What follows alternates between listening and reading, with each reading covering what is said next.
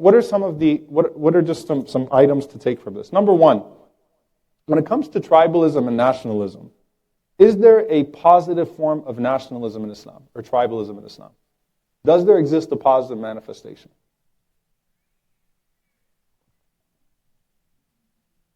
Not just yes or no, you got to give your evidences. Defending your own land. Okay, so I'll take that. Defending your own land. What else though?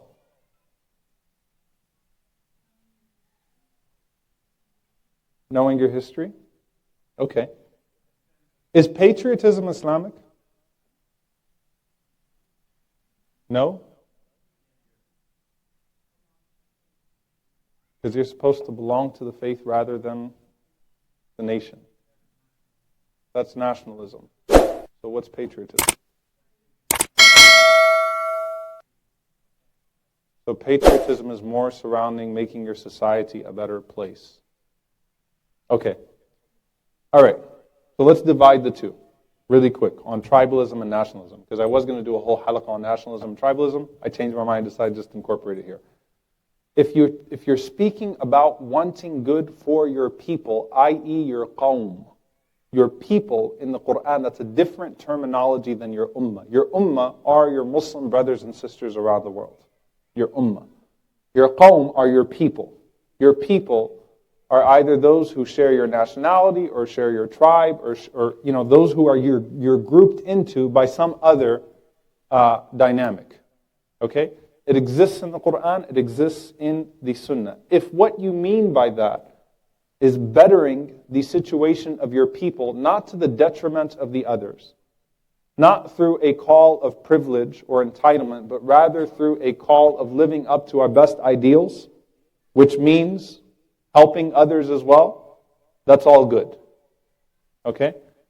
The Prophet ﷺ loved his qawm. He never stopped being a Hashemite. Even though he was the messenger of Allah to all people, he never stopped being a Hashemite. But his love for his tribe did not mean that he denigrated other tribes or gave preference to his own tribe in terms of services or humanity or things of that sort, but rather it denotes a love and a bond that's appreciated in Islam. So the Prophet ﷺ allowed people, for example, when battles took place, people fought alongside their families and their extended families. He used to call people, or he used to send people to their tribes to call them to Islam, knowing that they would take it from, or they were more likely to respond to the call of faith from a tribesman, from someone who looked like them, who spoke like them, than from a foreigner, right? He understood that, and that's why he tried to send the most, the most familiar person to a people when they would call them to Islam.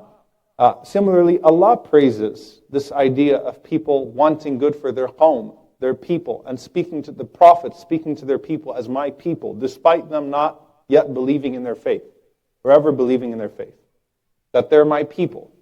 Okay?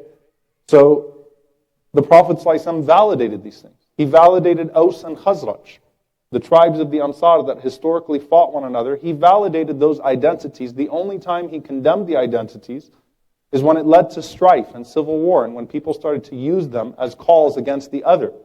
Otherwise, the Prophet ﷺ actually challenged them to live up to their greatest claims and their best ideals.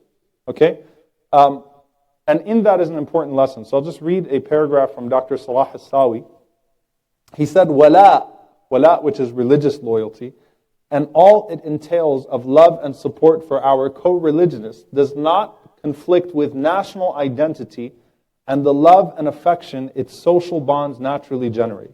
We believe that we are part of the Muslim Ummah, the global community in light of our religion, and a part of our respective local societies in light of our citizenry or human relationships. We do not believe there is an inherent conflict between a